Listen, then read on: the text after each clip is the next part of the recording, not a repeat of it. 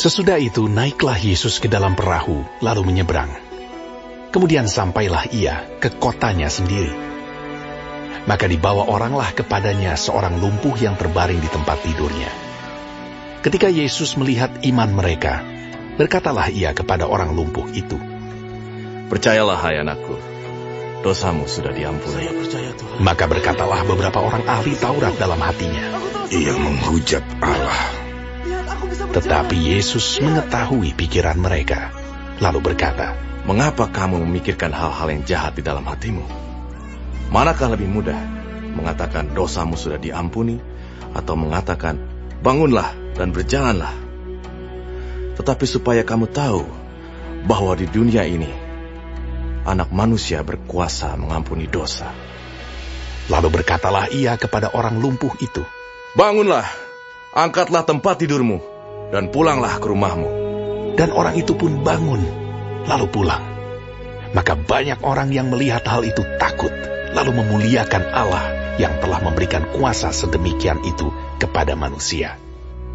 Setelah Yesus pergi dari situ, ia melihat seorang yang bernama Matius duduk di rumah cukai. Lalu ia berkata kepadanya, Ikutlah aku. Maka berdirilah Matius, lalu mengikut dia. Kemudian ketika Yesus makan di rumah Matius, datanglah banyak pemungut cukai dan orang berdosa, dan makan bersama-sama dengan dia dan murid-muridnya.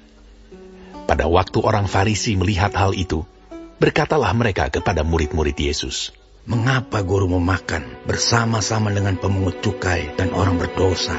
Yesus mendengarnya dan berkata, Bukan orang sehat yang memerlukan tabib, tetapi orang sakit. Jadi pergilah dan pelajarilah arti firman ini. Yang ku kehendaki ialah belas kasihan dan bukan persembahan. Karena aku datang bukan untuk memanggil orang benar, melainkan orang berdosa. Kemudian datanglah murid-murid Yohanes kepada Yesus dan berkata, Mengapa kami dan orang Farisi berpuasa, tetapi murid-muridmu tidak? Jawab Yesus kepada mereka, Dapatkah sahabat-sahabat mempelai laki-laki berduka cita selama mempelai itu bersama mereka? Tetapi waktunya akan datang, mempelai itu diambil dari mereka, dan pada waktu itulah mereka akan berpuasa. Tidak seorang pun menambalkan secari kain yang belum susut pada baju yang tua. Karena jika demikian, kain penambal itu akan mencabik baju itu, lalu makin besarlah koyaknya.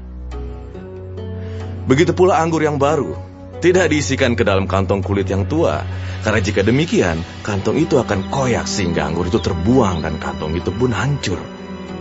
Tetapi anggur yang baru disimpan orang dalam kantong yang baru pula, dan dengan demikian terpeliharalah kedua-duanya.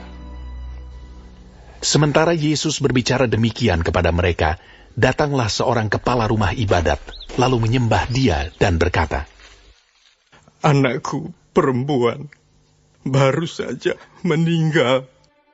Tetapi datanglah dan letakkanlah tanganmu atasnya, maka ia akan hidup. Lalu Yesus pun bangunlah dan mengikuti orang itu bersama-sama dengan murid-muridnya. Pada waktu itu, seorang perempuan yang sudah 12 tahun lamanya menderita pendarahan, maju mendekati Yesus dari belakang dan menjamah jumbai jubahnya. Karena katanya dalam hatinya, Asal ku jamah saja jubahnya, aku akan sembuh. Tetapi Yesus berpaling dan memandang dia, serta berkata, Teguhkanlah hatimu, hai anakku. Imanmu telah menyelamatkan engkau. Maka sejak saat itu, sembuhlah perempuan itu. Terima kasih Tuhan.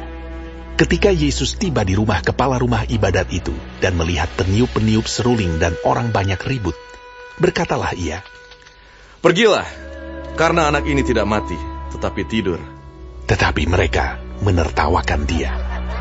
Setelah orang banyak itu diusir, Yesus masuk dan memegang tangan anak itu, lalu bangkitlah anak itu. Maka tersiarlah kabar tentang hal itu ke seluruh daerah itu. Ketika Yesus meneruskan perjalanannya dari sana, 2 orang buta mengikutinya sambil berseru-seru dan berkata, Kasihanilah kami, hai anak Daud. Setelah Yesus masuk ke dalam sebuah rumah, datanglah kedua orang buta itu kepadanya, dan Yesus berkata kepada mereka, Percayakah kamu bahwa aku dapat melakukannya? Mereka menjawab, Ya Tuhan, kami percaya. Lalu Yesus menjamah mata mereka sambil berkata, Jadilah kepadamu menurut imanmu. Maka meleklah mata mereka. Dan Yesus pun dengan tegas berpesan kepada mereka. Katanya, Jagalah, supaya jangan seorang pun mengetahui hal ini. Tetapi mereka keluar dan memasyurkan dia ke seluruh daerah itu. Sedang kedua orang buta itu keluar, dibawalah kepada Yesus seorang bisu yang kerasukan setan. Dan setelah setan itu diusir, dapatlah orang bisu itu berkata-kata. Maka heranlah orang banyak, katanya, Yang demikian belum pernah dilihat orang di Israel. Tetapi orang Farisi berkata, Dengan kuasa pengurus setan, dia mengusir setan. Demikianlah Yesus berkeliling ke semua kota dan desa. Ia mengajar dalam rumah-rumah ibadat dan memberitakan Injil Kerajaan Sorga, serta melenyapkan segala penyakit dan kelemahan. Melihat orang banyak itu, tergeraklah hati Yesus oleh belas kasihan kepada mereka, karena mereka lelah dan terlantar seperti domba yang tidak bergembala. Maka katanya kepada murid-muridnya, Tuayan memang banyak, tetapi pekerja sedikit. Karena itu mintalah kepada Tuan yang empunya tuayan, supaya ia mengirimkan pekerja-pekerja untuk tuayan itu.